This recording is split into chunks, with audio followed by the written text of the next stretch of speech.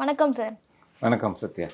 பொதுவாவே இந்தியாலேருந்து வெளிநாட்டுல போய் வேலை பார்க்குறவங்களுக்கெல்லாம் திருப்பியும் இந்தியாவுக்கு வந்து செட்டில் ஆகணும் அப்படிங்கிற ஒரு ஆசை இருக்க தான் செய்யும். கண்டிப்பா. ஸோ ரிட்டையர்மெண்ட்டுக்காக இந்தியாவை சூஸ் பண்ணுறது ஒரு நல்ல டெசிஷனா? கண்டிப்பா. ஒரு இந்திய குடிமகன் வந்து வெளிநாட்டில் போய் தன்னோட குடும்பத்துக்காகவும், தன்னோட கேரியருக்காகவும் போய் சம்பாதிக்கிறாங்க. நிறைய நம்ம பார்க்குறது என்னென்னா, இந்த ஜிசிசி கண்ட்ரீஸு இல்லைன்னா யூஎஸ், யூரோப் இங்கே போய் செட்டில் ஆகிறாங்க. திருப்பி எல்லா குடிமகனுக்கும் தன்னோட தாய்நாடுங்கிறது ரொம்ப முக்கியமான இடம். ஸோ தாய் மண்ணில் வந்து அங்கே வாழணும் அப்படிங்கிறது அவங்களுக்கு விருப்பமான ஒன்று. ஸோ அதை ஆல்மோஸ்ட் இப்போ இருக்கிற சினாரியோவில் அட்லீஸ்ட் அவங்களோட ஒரு ஒரு ஒரு கேரியர் எண்ட் ஆஃப் கேரியரில் ஒரு 45 வயசு 50 வயசுக்கு மேலே இந்தியாவில் வந்து செட்டில் ஆகிறாங்க. அது ஒரு நல்ல அபரிவிதமான முடிவு. அந்த முடிவை வந்து கண்டிப்பாக அதை வரவேற்கணும். நீங்கள் சொன்ன மாதிரி ஏஜும் இதில் ஒரு முக்கியமான ரோல் ப்ளே பண்ணுது அப்படின்னு சொல்லலாம். ஸோ இந்தியாவில் ஒருத்தர் வந்து செட்டில் ஆகணும் அப்படின்னா ஆப்வியஸாக சின்ன வயசுலேயே அவங்க ஃபாரின் போயிருந்தாங்கன்னா ரொம்ப நாள் ஒர்க் பண்ணிட்டு வந்து செட்டில் ஆவாங்க. ஸோ ஐடல் ஏஜ்னு ஏதாவது ரெஃபர் பண்ண முடியுமா சார்? அது ஒவ்வொரு இண்டிவிஜுவலுக்கு ஏற்ற மாதிரி மாறுபடும். சில பேர் வந்து நம்ம வந்து இப்போ பேச போகிறது வந்து வெளிநாடு வாழ் இந்தியர்கள் இந்தியாவில் எப்படி செட்டில் ஆகிறாங்கிறது. நிறைய பேருக்கு நிறைய கமிட்மெண்ட்ஸ் இருக்கும். அவர் ஒரு பர்சனாக இருப்பார், அவங்க ஃபேமிலியாக அவங்களை டிபெண்ட் பண்ணியிருக்கும். சிஸ்டர்ஸ் இருப்பாங்க, பேரண்ட்ஸ் இருப்பாங்க, ரொம்ப கஷ்டப்பட்டு வந்திருப்பாங்க, ஆனால் ஃபாரினில் போய் ஒர்க் பண்ணுவாங்க. ஸோ அந்த ஃபேமிலி கமிட்மெண்ட்டை அவர் ஃபுல்ஃபில் பண்ணி ஆகணும். அவங்க அப்பா அம்மாவை பார்த்துக்கணும், அதுக்கப்புறமா சிஸ்டர்ஸ்க்கெலாம் மேரேஜ் பண்ணி கொடுக்கணும், அதுக்கப்புறம் தன்னோட வாழ்க்கையை ஒன்று அமைச்சிக்கணும், அதுக்கப்புறம் அவர் செட்டில் ஆகணும். ஸோ அந்த மாதிரியான பர்சன்ஸ்க்கு எப்போ ஒருத்தர் கமிட்மெண்ட்டை முடிச்சுட்டு தனக்குன்னு ஒரு ஸ்டெபிலைசேஷன் கிடைக்குதோ அப்போ தான் அவர் இந்தியாவில் வந்து செட்டில் ஆக முடியும். ஓகே. ஸோ சில பேருக்கு வந்து கமிட்மெண்ட் எதுவும் இருக்காது, இவர் தன்னோட கேரியருக்காக மட்டுமே போயிருப்பார், அவரால் ஈஸியாக சீக்கிரமாக வந்துட முடியும். ஸோ எல்லாமே ஒவ்வொரு respective individual case to case மாறுபடும். ஸோ ஆவரேஜாக எனக்கு தெரிஞ்ச வரைக்கும் பார்க்கும்போது கிட்டத்தட்ட 45 வயசுக்கு மேலே ஒருத்தர் 15-20 வருஷத்துக்கு மேலே ஃபாரினில் இருக்காங்க அப்படின்னா அவங்களால அதுக்கு மேலே அங்கே இருக்க முடியறதில்ல. மேக்ஸிமம் இங்கே இந்தியாவில் வந்து செட்டில் ஆயிடணும் அப்படின்னு முடிவு பண்ணிடுறாங்க. இப்போ நம்ம ரிட்டையர்மெண்ட் பற்றி பேசுகிறதுனால ஒரு என்ஆர்ஐ இந்தியாவில் வந்து செட்டில் ஆகணும் அப்படின்னு நினைக்கிறாங்கன்னா இந்த ரிட்டையர்மெண்ட் ஃபோக்கஸாக அவங்க என்னென்ன இன்வெஸ்ட்மெண்ட் ப்ராடக்ட்லாம் சூஸ் பண்ணலாம் சார்? ஃபர்ஸ்ட் ஆஃப் ஆல் ஒரு ஒரு ஒரு இண்டிவிஜுவல் வந்து ஃபாரினுக்கு போய் ஒர்க் பண்ண ஆரம்பிச்சிட்டாரு அப்படின்னா அதுக்கப்புறம் மாதம் மாதம் அங்கேருந்து சம்பாதிக்கிற பணத்தை இந்தியாவுக்கு அனுப்புவார் அவங்க ஃபேமிலிக்காக, இல்லை நாளைக்கு ஒரு இன்வெஸ்ட்மெண்ட்டுக்காகன்னு சொல்லிட்டு இந்தியாவில் வந்து மேக்ஸிமம் ஃபஸ்ட்டு அவங்க பண்ணுறது எதுனா ரியல் எஸ்டேட் இன்வெஸ்ட்மெண்ட் தான். தனக்குன்னு ஒரு வீடு ஒன்று வாங்கிக்கணும் அப்படிங்கிறது தான் அவங்களோட முதல் குறிக்கோளாக இருக்குது. அதை தான் நிறைய பேர் பண்ணுறாங்க, ஒரு இடத்த வாங்கி போடுறாங்க இன்வெஸ்ட்மெண்ட்டு. ஸோ என்ஆர்ஓ அக்கௌண்ட் ஒன்று வச்சுருப்பாங்க. ஸோ இந்த என்ஆர்ஓ அக்கௌண்ட் மூலமாக தான் அவங்க வந்து இந்த பணத்தை ட்ரான்ஸ்ஃபர் பண்ணுறாங்க. என்ஆர்இ அக்கௌண்ட்டுங்கிறது என்னென்னா ஃபாரினில் ஏர்ன் பண்ணுற பணத்தை அங்கேருந்து இந்தியாவில் ஐஎன்ஆராக கன்வெர்ட் பண்ணி அனுப்புறது. It's only one way transaction. அங்கேருந்து இங்கே வரும் அந்த ஃபண்டு. திருப்பி இந்தியாவிலேருந்து இந்த பணத்தை எடுக்காமலே இருந்தாருன்னா திருப்பி இங்கேருந்து எடுத்துகிட்டு போகும். பட் எடுத்து செலவு செஞ்சிட்டாரு அப்படின்னா, அது செலவு செஞ்சாருன்னா அவர் லேண்டாக வாங்கிட்டாரு அப்படின்னா அந்த லேண்டை விற்றாருன்னா அதை என்ஆர்இக்குள்ளே போட முடியாது, அது என்ஆர்ஓக்குள்ளே போடணும். என்ஆர்ஓங்கிறது நான் ரெசிடென்ட் ஆர்டினரி, என்ஆர்இங்கிறது நான் ரெசிடென்ட் எக்ஸ்டர்னல். நான் ரெசிடென்ட் எக்ஸ்டர்னல்ங்கிறது நம்ம ரிசர்வ் பேங்க் ஆஃப் இந்தியாவில் என்ஆர்ஐக்குன்னு சொல்லிட்டு இருக்கிற கேட்டகரிஸ். ஒரு இண்டிவிஜுவல் 6 மாதத்துக்கு மேலே இருக்கிறவங்க வந்து என்ஆர்ஐ கேட்டகரிஸில் இருப்பாங்க. நம்ம இதை பற்றி ஒரு டீட்டெயில்டு வீடியோவே போட்டிருக்கோம். ஸோ இந்த மக்கள் வந்து இந்த என்ஆர்ஓ அக்கௌண்ட் மூலமாக தான் தன்னோட டிரான்சாக்ஷன்ஸே நடத்துகிறாங்க. அது மூலமாக தான் இந்தியாவில் வந்து அவங்க இன்வெஸ்ட்மெண்ட்ஸும் பண்ணுறாங்க. இப்போ ரிட்டையர்மெண்ட் ஃபோக்கஸ் அப்படின்னு வரும்போது என்னென்ன இன்வெஸ்ட்மெண்ட் ப்ராடக்ட்லாம் அவங்க சூஸ் பண்ணலாம் சார்? ஒரு என்ஆர்ஐயாக ஒருத்தர் இருக்கார் அப்படின்னா லாங் டேர்முக்கு தான் அவங்க கால்குலேட் பண்ணுறாங்க. லாங் டேர்முக்கு கால்குலேட் பண்ணும்போது ரொம்ப கன்சர்வேட்டிவான இன்வெஸ்டர் அப்படின்னு இருந்ததுன்னா ஃபிக்ஸட் டெபாசிட் போயிடுவாங்க. என்ஆர்இ ஃபிக்ஸட் டெபாசிட், அதோட மினிமம் டென்யூர் வந்து 1 இயர் தான். 1 இயருக்கு முன்னாடி ப்ரீ க்ளோஸ் பண்ணால் நமக்கு பிரின்சிபல் மட்டும்தான் கிடைக்கும். பட் என்ஆர்இலேருந்து ஏர்ன் பண்ணுற இன்ட்ரெஸ்ட்டுக்கு வந்து டேக்ஸ் ஃப்ரீ. ஸோ மேக்ஸிமம் அவங்க வந்து என்ஆர்இ ஃபிக்ஸட் டெபாசிட்டில் இன்வெஸ்ட் பண்ணுறாங்க ஃபாரின்லேருந்து இருக்கும்போது. அடுத்தது வந்து முதல்ல நான் சொன்ன மாதிரி லேண்டு பர்ச்சேஸ் பண்ணுறாங்க. இல்லைனா பேங்க்கில் லோன் வாங்கிட்டு அது மூலமாக லேண்டு பர்ச்சேஸ் பண்ணுறாங்க. இல்லை என்ஆர்ஐஸாக இருக்கிறதுனால மேக்ஸிமம் என்ன பண்ணுவாங்க, அங்கேருந்து வரும்போதே கொஞ்சம் தங்கத்தெல்லாம் வாங்கிட்டு வந்துடுவாங்க, ஆர்னமெண்ட்ஸ் தங்கம் அது மாதிரி வந்துட்டுருக்காங்க. பட் ஆஃப்லேட் நம்ம பார்க்குறது என்னென்னா, ஒரு பேங்கர்ஸ்ட்டையோ இல்லை ஏதாவது ஒரு இன்சூரன்ஸ் ஏஜென்சிட்டியோ போயிட்டாங்கன்னா அவங்க ஆப்வியஸ்லி அவங்க ப்ரமோட் பண்ணுறது என்ஆர்ஐஸ்க்கு வந்து யூலிப்னு சொல்கிற அந்த unit link insurance plan. Okay, அது வந்து market related investment cum insurance plan. As a இண்டிவிஜுவலாக ஆஸ் அ மியூச்சுவல் ஃபண்ட் டிஸ்ட்ரிபியூட்டராக I am against for this, because இன்வெஸ்ட்மெண்ட்டும் இன்சூரன்ஸும் ஒன்றா கலக்கக்கூடாது. பட் நிறைய பேங்கர்ஸ் ஏஜென்ட்ஸ் வந்து யூலிப் ப்ராடக்ட் வந்து என்ஆர்ஐஸ்க்கு கொடுக்குறாங்க. ஓகே, ஏன்னா அதுவும் வந்து அதுலேருந்து வர்ற ரிட்டர்ன்ஸ் வந்து திருப்பி என்ஆர்இ அக்கௌண்ட்டுக்குள்ளேயே போகும். பட் நம்ம எப்போவுமே இன்சூரன்ஸையும் இன்வெஸ்ட்மெண்ட்டையும் செப்பரேட் பண்ணி பார்க்கும்போது as a certified financial planner நம்ம ரெக்கமெண்ட் பண்ணுறது என்ஆர்ஐஸ்க்கு mutual funds is a best tool for the long term wealth creation. Okay. So ஒருத்தர் வந்து தன்னால் ஒரு 10 வருஷம் 15 வருஷத்துக்கு மேலே இன்வெஸ்ட் பண்ண முடியும் அப்படிங்கிற அந்த நோக்கத்தில் ஒருத்தர் வராரு அப்படின்னா டெஃபினட்டாக அவர் வந்து தான் சம்பாதிக்கிற ஃபாரினில் ஏர்ன் பண்ணுற பணத்தை என்ஆர்இ அக்கௌண்ட் மூலமாக இந்திய பங்கு சந்தையில் மியூச்சுவல் ஃபண்ட்ஸில் இன்வெஸ்ட் பண்ணுறது மூலமாக டெஃபினட்டாக அவரால் இன்ஃப்ளேஷன் பீட்டிங் கிட்டத்தட்ட ஒரு 15% ரிட்டர்ன்ஸ் எடுக்க முடியும். ப்ரொவைடட் 10 வருஷம் அவர் ஸ்டே பண்ணுறாரு அப்படின்னா mutual funds is the best tool.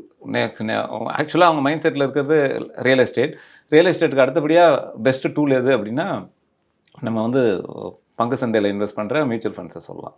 Okay. இப்போ மியூச்சுவல் ஃபண்ட்ஸ் ஒரு நல்ல டூல் அவங்களுக்கு அப்படின்னு சொல்லிட்டீங்க. ஸோ இப்போ ஆப்வியஸாக அவங்க ஏதோ ஒரு ஃபாரின் கண்ட்ரியில் தான் இருக்க போகிறாங்க. 10 வருஷம் கழிச்சு தான் இந்தியா வர போகிறாங்க. அப்போது அந்த கண்ட்ரியில் இருந்துகிட்டே அவங்க இந்தியன் ஷேர் மார்க்கெட்டில் இன்வெஸ்ட் பண்ணலாமா?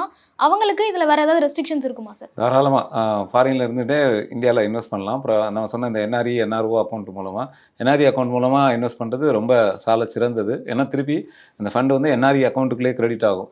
ஸோ ஒரு என்ஆர்இ அக்கௌண்ட்லேயே கிரெடிட் ஆனால் என்ன சார் அப்படின்னு கேட்கலாம் சில பேர். என்ன ஒரு அட்வான்டேஜ்னா என்ஆர்இ அக்கௌண்ட்டுக்குள்ளே கிரெடிட் ஆயிடுச்சு அப்படின்னா திருப்பி என்ஆர்இலேருந்து ஈஸியாக ஃபாரின் கண்ட்ரிக்கு திருப்பி அவங்களே எடுத்துகிட்டு போகலாம். மேபி அந்த ஜென்ரேஷன் அந்த இண்டிவிஜுவல் ஆஸ் அ ஃபாதராக அவர் வந்து இந்தியாவில் வந்து செட்டில் ஆகணும்னு பார்ப்பாரு. பிறகு அவர் குழந்தை வந்து அந்த ஊர்லேயே பிறந்து அந்த ஊர்லேயே வளர்ந்துருக்கும். அந்த குழந்தைய நீங்கள் ஃபோர்ஸ் பண்ணி இங்கே ஆக்ஷன் வந்து விட முடியாது. ஸோ அந்த குழந்தை வந்து அந்த ஊர்லேயே படிக்கிறதுக்கு ஏற்பாடு பண்ணுவாங்களா இருக்கும். அப்போ அந்த சமயத்தில் பணம் தேவைப்பட்டது அப்படின்னா இந்த பணத்தை இங்கேயும் நாங்கள் எடுத்துகிட்டு போகலாம். இல்லை இந்தியாவிலே பார்த்தோம்னா நிறைய ப்ரொஃபஷனல் கோர்சஸ்க்கெலாம் வந்து என்ஆர்ஐ கோட்டாஸ்ன்னு சொல்லிட்டு தனியாக அலாட் பண்ணுறாங்க. ஸோ அந்த கோட்டாஸில் இன்வெஸ்ட் பண்ணணும் அப்படின்னா இந்த என்ஆர்இ அக்கௌண்ட் மூலமாக ஃபண்டை வந்து தாராளமாக அவங்க இன்வெஸ்ட் பண்ணலாம். அப்போ என்ஆர்இ கேட்டகரியில் இருக்காங்க, ஃபண்டு என்ஆர்இ கேட்டகரி. ஸோ நிறைய ப்ரொஃபஷனல் காலேஜஸில் வந்து ஒரு சர்டன் பர்சன்டேஜ் ஈவன் கவர்மெண்ட் காலேஜஸில் they have NRI quotas. So குழந்தை ஈவன் தோ இந்தியாவில் வந்து படிக்கும்போதும் இந்த என்ஆர்ஐ இன்வெஸ்ட்மெண்ட் மூலமாக என்ஆர்இ அக்கௌண்ட் மூலமாக இன்வெஸ்ட் பண்ணுற கார்பஸை திருப்பி என்ஆர்இ அக்கௌண்ட்லேயே கிரெடிட் கொடுத்துட்டு அந்த குழந்தைக்கு தேவையான என்ஆர்ஐ கோட்டாவில் இங்கே இந்தியாவில் அந்த குழந்தையை படிக்க வைக்கலாம். அதுக்கு நீங்கள் என்ஆர்இ அக்கௌண்ட்லேருந்து தான் ஃபண்டு போயாகணும். ஸோ அப்போ என்ஆர்இ அக்கௌண்ட் மூலமாக நீங்கள் இந்த பர்பஸ்க்கு வந்து இது தாராளமாக யூஸ் பண்ணிக்கலாம்.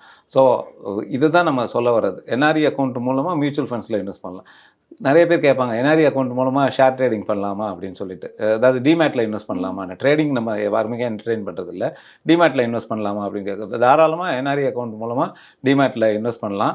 பட் எப்போவுமே நம்ம வந்து அது வந்து ஹைலி காம்ப்ளிகேட்டட். நீங்கள் அதுக்கு வந்து ரொம்ப அனலைஸ் பண்ணணும்.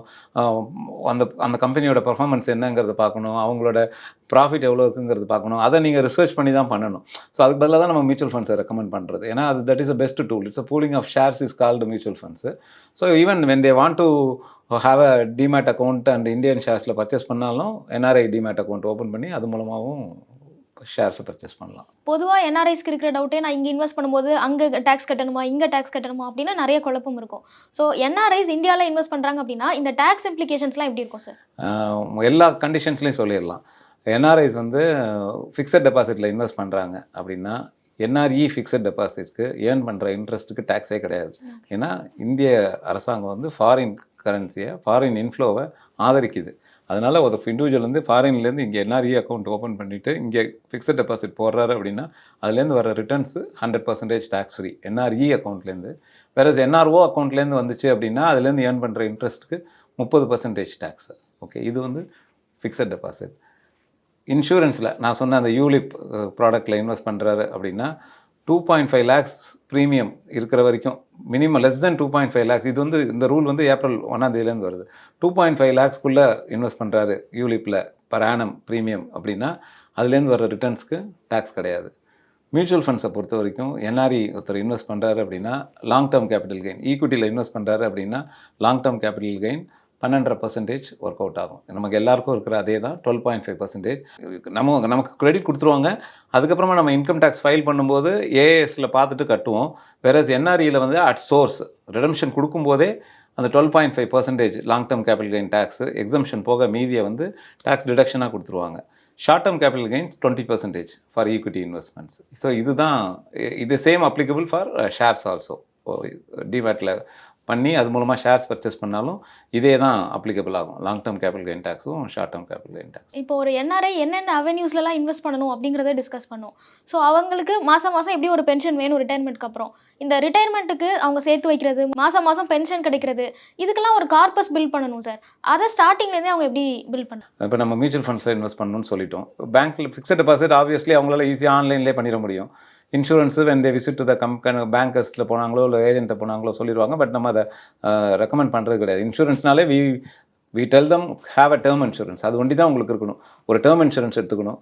அடுத்தது ஒரு முக்கியமான விஷயம் எடுத்துக்க வேண்டியது என்னென்னா, அதை சொல்ல மறந்துட்டேன், ஹெல்த் இன்சூரன்ஸ் எடுத்துக்கணும். என்ஆர்ஐ அங்கே இருந்தாலும் அங்கே வேலை பார்த்துருந்தாலும் அவங்களோட ஹெல்த் இன்சூரன்ஸ் கவரேஜ் கம்பெனியில் ஈவன் நம்ம சம்பாதிச்சுட்டு இருக்கும்போதே ஒருத்தர் ஃபாரினில் இருக்காரு அப்படின்னா அங்கே மட்டும்தான் அவருக்கு கவரேஜ் இருக்கும். இந்தியாவில் ஒரு 3 மாதம் 4 மாதம் விசிட் வராரு, இல்லை 1 மாதம் வராரு, இல்லை 2 மாதம் வராரு அப்படின்னா கூட இங்கே இந்தியாவில் வந்து மெடிக்கல் எக்ஸ்பென்சஸ்ங்கிறது ஒரு காஸ்ட்லி. கிட்டத்தட்ட ஏதாவது ஒரு எமர்ஜென்சின்னு சொல்லிட்டு ஹாஸ்பிட்டலில் போய் அட்மிட் ஆனார் அப்படின்னா தன்னோட மொத்த சேமிப்பையும் இழக்கிறதுக்கான சூழ்நிலை தான் இருக்குது.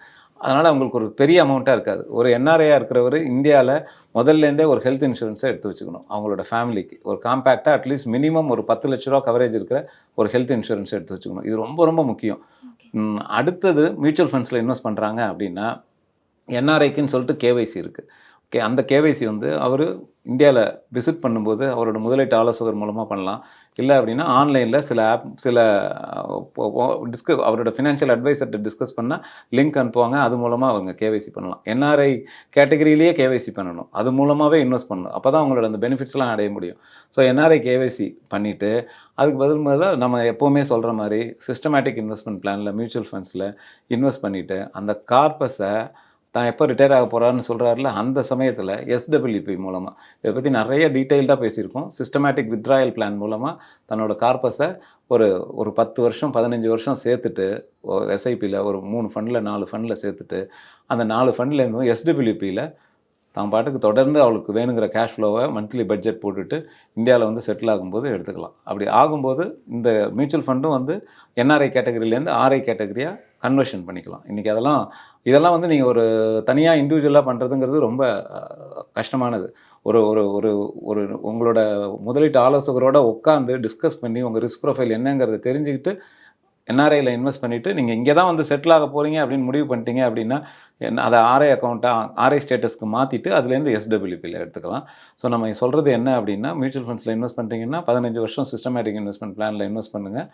அதுக்கப்புறமா எஸ்டபிள்யூபியில் ஒரு 10 வருஷமோ 15 வருஷமோ அது கேஷ் ஃப்ளோவை என்ஜாய் பண்ணுங்கள். அதுக்கப்புறமா மொத்த கார்பஸை உங்களோட லீகல் ஹேர்ஸ்க்கு கொடுத்துட்டு சந்தோஷமாக இருக்கலாம். நிறைய என்ஆர்ஐஸ் அவங்க இந்தியாவில் வந்து செட்டில் ஆகணும் அப்படின்னு யோசிச்சாலே வீடு வாங்கி போடுவாங்க. ஸோ அந்த ஹவுஸ் ரெண்ட் வந்து நமக்கு ஹெல்ப் பண்ணும் அப்படின்னு நினைப்பாங்க. அது கரெக்டான டெசிஷன் தானே? நல்ல டெசிஷன். வேறு என்ன ஆப்ஷன்? ஒரு வீட்டுக்கு 2 வீடாக வாங்கி போட்டுடுறாங்க. நம்ம நிறைய கிளைண்ட்ஸ்க்கு அதுதான் சொல்கிறோம். அந்த ஹவுஸ் ரெண்ட் எங்கே கிரெடிட் ஆகும் அப்படின்னா அவரோட என்ஆர்ஓ அக்கௌண்ட்டில். நிறைய பேர் கேஷாக வாங்குவாங்க, இல்லை வேறு யார்ட்டையா கொடுப்பாங்க. அப்படி பண்ணவே கூடாது. அதை வந்து என்ஆர்ஓ அக்கௌண்ட்டில் கிரெடிட் கொடுக்கணும். நான் ரெசிடென்ட் ஆர்டினரி அக்கௌண்ட்டில் கொடுக்கணும். அந்த என்ஆர்ஓலேருந்து எஸ்ஐபி போட்டுடணும். ஓகே. உங்களுக்கு ஒரு 15,000 ரூபா என்ஆர்ஓ அக்கௌண்ட்டில் கிரெடிட் ஆகுதுன்னா நீங்களும் அங்கே இருக்கீங்க. அதுக்கு இங்கே செலவு எதுவும் கிடையாது. அந்த 15,000 ரூபாய் ஒரு எஸ்ஐபி போட்டிங்க அப்படின்னா மியூச்சுவல் ஃபண்ட்ஸில் அந்த எஸ்ஐபி காம்பவுண்டடாக உங்களுக்கு 15% ரிட்டர்ன்ஸ் கொடுக்க போகுது. ஸோ அது ஒரு one of the best thing. அதே மாதிரி நிறைய என்ஆர்ஐஸ் நினச்சிக்கிறாங்க நம்ம என்ஆர்ஐயாக இருக்கும், நம்ம இங்கே இந்தியாவில் டேக்ஸ் ஃபைலிங் பண்ண வேண்டியதில்லை அப்படின்னு. ஒரு என்ஆர்ஐ வந்து ஆஸ் லாங் அஸ் இங்கே எதுவும் இன்வெஸ்ட்லாம் பண்ணல, சும்மா வெறும் பேங்கிங் ட்ரான்சாக்ஷன் வச்சுட்ருக்காரு அப்படின்னா டேக்ஸ் ஃபைலிங் பண்ணணுங்கிற அவசியம் கிடையாது. Versus when he comes to any investment இந்தியாவில் வந்து ஏதாவது ஒரு மியூச்சுவல் ஃபண்ட்ஸ்லையோ இன்சூரன்ஸ்லையோ இல்லை இப்போ ஃபிக்ஸட் டெபாசிட்டில் ஒரு ஹை வேல்யூவோ இதெல்லாம் போடுறாரு அப்படின்னா ஆட்டோமேட்டிக்காக அவர் இந்தியாவில் வந்து இன்கம் டேக்ஸ் ரிட்டர்ன் ஃபைல் பண்ணி ஆகணும். இன்கம் டேக்ஸ் ரிட்டர்ன் ஃபைல் பண்ணுறதுனால அவர் இன்கம் டேக்ஸ் அசஸி ஆயிடுவாராங்கிறது கிடையாது. ஈவன் நமக்கும் உங்களுக்கும் கொடுத்துருக்குற அதே ஸ்லாப் லிமிட்ஸ் அவருக்கும் இருக்குது. ஸோ அந்த ஸ்லாப் லிமிட்ஸ்க்குள்ளே அவர் இருந்தார் அப்படின்னா டேக்ஸ் கட்ட வேண்டியதில்லை. அதுக்கு மேலே போச்சுன்னா ஆப்வியஸ்லி அவர் இந்தியாவில் டேக்ஸ் கட்டணும். அந்த டேக்ஸ் கட்டினதை இங்கே டேக்ஸ் கட்டினதை அங்கே கூட காமிச்சிக்கலாம். அதுக்கு பேர் டபுள் டாக்ஸேஷன் அவாய்டன்ஸ் அக்ரிமெண்ட்டுன்னு ஒன்று இருக்குது, டிடிஏஏன்னு. ஸோ சில டேக்ஸ் இங்கே கட்டினதை அங்கே கூட காமிச்சிக்கலாம். ஸோ நிறைய கண்ட்ரியில் வந்து நீங்கள் இந்தியாவில் உங்களோட ஹோம் கண்ட்ரியில் உங்கள் மதர் கண்ட்ரியில் நீங்கள் என்ன இன்வெஸ்ட் பண்ணியிருக்கீங்க அப்படிங்கிற டீட்டெயிலில் கேட்குறாங்க. ஸோ அது வந்து அந்த சமயத்தில் தன்னோட ஃபினான்ஷியல் அட்வைசர்கிட்ட கேட்டார்னா அவர் எல்லா டீட்டெயில்டு ரிப்போர்ட்டை கொடுத்துருவார். சிங்கிள் கிளிக்கில் he can generate the detailed report. So இதை வந்து அவர் தன்னோட கண்ட்ரியில் கூட காமிச்சிக்கலாம். ஸோ அதனால் being an NRI when you visit to உங்களோட ஹோம் கண்ட்ரிக்கு வரும்போது நீங்கள் எப்படி உங்களோட ஃபேமிலி ரிலேட்டிவை போய் பார்க்குறீங்க, இல்லை உங்களுக்கு உடம்பு சரியில்லைன்னு சொல்லிட்டு ஒரு ஃபேமிலி டாக்டரை பார்க்குறீங்க, அது மாதிரி உங்கள் ஃபினான்ஷியல் டாக்டரான உங்களோட பேங்கரோ இல்லை உங்கள் ஃபினான்ஷியல் அட்வைசரையோ போய் உட்காந்து பார்த்து அவங்க கூட அனலைஸ் பண்ணி then you can take your final financial investment plan. Thank you sir. ரொம்ப சந்தோஷம். தேங்க்யூ. மேலும் ஈடி தமிழ் சேனல்ல வரப்போகும் பிசினஸ் மற்றும் அது ரிலேட்டடான வீடியோவை பார்க்க உடனே கீழே இருக்க சப்ஸ்கிரைப் பட்டனை கிளிக் பண்ணுங்க.